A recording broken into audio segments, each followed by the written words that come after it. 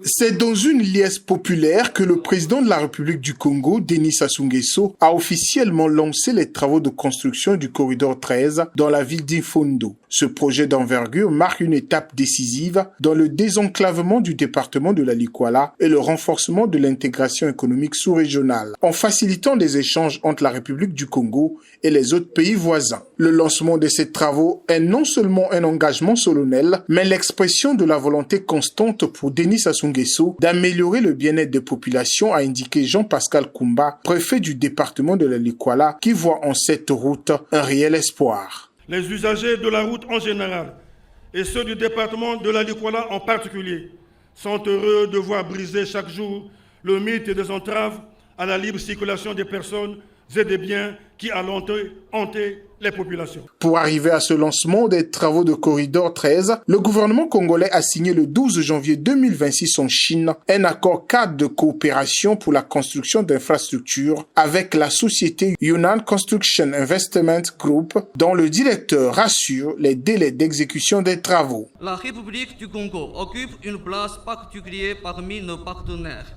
Notre coopération s'inscrit dans la droite ligne de la vision commune de nos deux chefs d'État. Vantant les ressources dont regorge le département de la Likuala, le ministre d'État, ministre de l'Aménagement du Territoire et des Grands Travaux, Jean-Jacques Bouya, a dégagé les caractéristiques techniques des travaux. Ce projet d'aménagement et de bitumage couvre un linéaire total de 542 km de route, 79 km de pénétrantes et de voiries urbaines dans toutes les localités qu'elle traverse.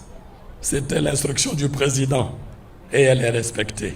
Les caractéristiques géométriques et techniques de la route ont été définies conformément aux normes en vigueur pour une infrastructure structurante de niveau régional. Après le lancement des travaux, le président de la République, Denis Sassou Nguesso, a été gratifié d'un bain de foule avec la population venue de toutes les localités vivre de visu cet événement.